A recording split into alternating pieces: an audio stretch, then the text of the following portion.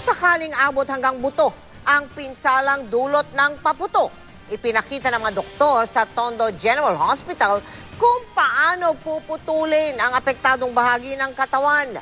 Mula sa Tondo General Hospital sa Maynila, nakatutok live si Bam Alegre. Bam! Well, nandito tayo sa bahagi ng ospital na tinatawag nilang fast lane para sa mga mapuputukan. At sa ngayon, thankfully, wala pa tayo rito ng ikang customer pero nakahanda pa rin ang ospital. Narito ang ulat. Paulit-ulit lang daw ang tagpo sa pagsalubong ng bagong taon sa Tondo General Hospital. Abala lagi ang emergency room. Karaniwang mga kaso, mga napuputukan. Mula nakaraang linggo, hindi raw bababa sa 10 ang naputukan. Mataas daw ang bilang na ito kumpara noong nakaraang taon.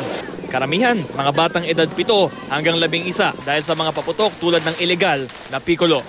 Pero madalas ding sinusugod dito ang mga biktima ng rambol o pikunan tuwing inuman. Tulad ng lalaking ito na nataga kaninang hapon habang umaawat sa isang lasing na nag-amok. Binigyan ng itakang isa, tatagayin sana, kaya ito naman nagpapagitna. Full force ang medical staff ng ospital. Nakahanda na rin ang mga gamot. Maging ang mga surgical equipment tulad ng Gigli saw. Instrumentong nakakaputol ng buto ng tao sa loob lamang ng 10 segundo.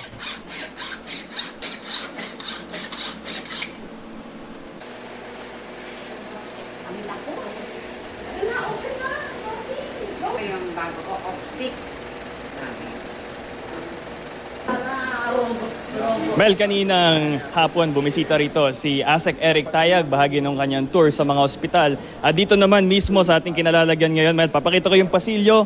Bawat kwarto may specialization, depende sa injury. Pero yun nga, wala pa rin pumupunta rito ngayon. At mula rito sa aking team, para sa aking pamilya at sa mga kaibigan, Happy New Year sa inyo dyan, Tita Mel. At Happy New Year din sa inyo dyan, sa lahat ng doktor, nurses, at lahat na maglilingkod hanggang 2014.